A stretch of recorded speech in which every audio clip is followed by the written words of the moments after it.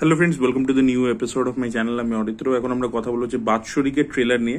এটা মৈনাক ভৌমিকের আপকামিং ছবি এবং এখানে শতাব্দী রায়ের কামব্যাক ছবি বলতে পারেন এটাকে। শতাব্দী রায় এবং রীতাভরি চক্রবর্তীকে আমরা দেখতে পাচ্ছি। অলরেডি আমার চ্যানেলে আমি রীতাভরি চক্রবর্তী একটা ইন্টারভিউ করেছিলাম বাৎসরিক নিয়ে। তো আজকে ট্রেলার চলে এসেছে। খুবই কম্প্যাক্ট রেখেছে তারা ট্রেলারটা রান টাইম বেশি নয়, 2 মিনিট সামথিং সেকেন্ড আর কি। খুবই ছোট করা হয়েছে। তো আমরা গল্প যেটা বুঝতে পারছি ট্রেলার থেকে সেটা হচ্ছে যে রীতাভরির হাজবেন্ড সে মারা গেছে একটা গাড়ি অ্যাক্সিডেন্টে। এবার রীতাভরি একা বাড়ির মধ্যে রয়েছে। শতাব্দী রায় তার ননদ, মানে তার হাজবেন্ডের দিদি হয়। এবার একটা জায়গায় আমরা দেখতে পাচ্ছি একটা ক্যারেক্টার বলছে যে ও মানে যে হাজবেন্ড ছিল সে দিদিকে নিয়ে আর কি খুব অবসেস ছিল আর কি। দিদি যা বলতো তাই শুনতো হয়তো, এবং সেটার জন্য হয়তো রীতাভরি এবং তার হাজবেন্ডের সম্পর্কের মধ্যে কিছু একটা প্রবলেম আগে দেখা দিয়েছে পাস্টে। তো তাই জন্য বোন বলছে যে হাজবেন্ড যখন মারা গেছে ইউ মুভ অন, নিজের ননদের সাথে এত কি সম্পর্ক রাখার দরকার আছে। এবং এই শতাব্দী রায়ের ক্যারেক্টারটা বাড়িতে আসছে, থাকছে রীতাভরির সাথে, তাদের দুজনের মধ্যে একটা বন্ডিং হচ্ছে।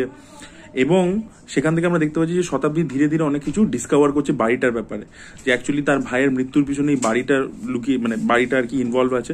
বাড়ির মধ্যে কিছু রহস্য লুকিয়ে আছে, সেখানে একটা কোনো ভূত পিশাচ কিছু রয়েছে, যেটা এটার পিছনে একটা বড় তার হাত রয়েছে। তো সেগুলো ধীরে ধীরে ডিসকভার করছে। তো এটা নিয়েই পুরো গল্পটা হতে চলেছে। তো দেখুন ট্রেলারটা কিন্তু আমার বেশ ভালো লেগেছে। তার মূলত কারণ হচ্ছে এখানে যে হরর এলিমেন্টটা আছে, এটা বারবার তারা হরর ড্রামা বলেই প্রমোট করেছে। পুরো out and out genre horror film যেরকম হয় সেরকম নয়। তো ড্রামা পোর্শনটাকে প্রথমে স্পেস দেওয়া হয়েছে, এই যে বন্ডিং রিলেশনশিপ সেগুলোকে প্রথমে ট্রেলারের প্রথম দিকটা সেটাকে স্পেস দেওয়া হয়েছে। এবং তার পরবর্তী যেখান থেকে আমরা হররের এলিমেন্টটা দেখতে পাচ্ছি, তো সেখানে একটা ক্রিপি, একটা অ্যাটমসফিয়ারিক হররে যেরকম একটা ক্রিপি ইরি একটা এনভায়রনমেন্ট তৈরি করে না, সেটা কিন্তু খুব সুন্দর করে তৈরি করেছে। মানে গাছ টাছ দেখাচ্ছে যেভাবে, বা বাড়ির মধ্যে যেভাবে এনভায়রনমেন্টটা তৈরি করেছে, সেখানে যে ধরনের লাইটিং আমরা দেখতে পাচ্ছি, একটা ইরি ফিলিং কিন্তু দিতে থাকে আর কি। তো ভিজুয়ালস গুলো ভালো হয়েছে। শুভদীপ নস্করের কথা বলবো, যিনি ভাগ্যলক্ষ্মী ছবিটাও মৈনাক ভৌমিকের জন্য শুট করেছিলেন। তো তার কাজ কিন্তু এখানে বেশ ভালো। আর সাউন্ড ডিজাইন কিন্তু ট্রেলারের মধ্যে বেশ ভালো হয়েছে। তো দেখুন এই ছবিটা যে প্রোডাকশন হাউস থেকে আসছে, তারা এর আগে কয়েকটা কাজ করেছে, কিন্তু খুব এস্টাবলিশ বড় প্রোডাকশন হাউস নয়। বাট এরা যদি, এবং দেখুন হররের যদি আপনারা ইতিহাস পড়ে দেখেন যে হরর কিন্তু চিরকাল লো বাজেটে হয়েছে, এবং লো বাজেটে হয়ে সেখান থেকে সেই জনারের মাধ্যমে অনেক বড় বড় বক্তব্য রাখা হয়েছে, এবং সেই লো বাজেট ছবিগুলো কিন্তু বড় সড়ো হিটও হয়েছে। তো এই ছবিটার কিন্তু চান্সেস রয়েছে, বিকজ হরর ছবির কিন্তু একটা ফ্যান ফলোয়িং রয়েছে, আমরা দেখেছি।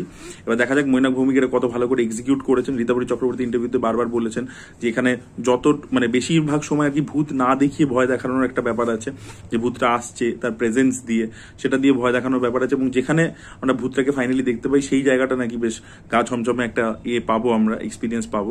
তো দেখা যাক সেটা কতটা ভালো করে তারা সে হরর পোর্শনটা এক্সিকিউট করেছে, because Mainak Bhowmik drama portion বেশ ভালো এক্সিকিউট করতে পারেন। এবং শতাব্দী রায় এতদিন পরে যখন স্ক্রিনে ফিরছেন, তো সেটা তাকে দেখার একটা এক্সাইটমেন্ট রয়েছে। দেখা যাক ছবিটা কিরকম হয়। এখন অব্দি ট্রেলার লেভেলে কিন্তু বেশ ভালো লাগছে, গা ছমছমে একটা ইরি ফিলিং কিন্তু দিচ্ছে, এবং ভিজুয়ালসও বেশ ভালো, সাউন্ড ডিজাইনের কাজ ভালো হয়েছে।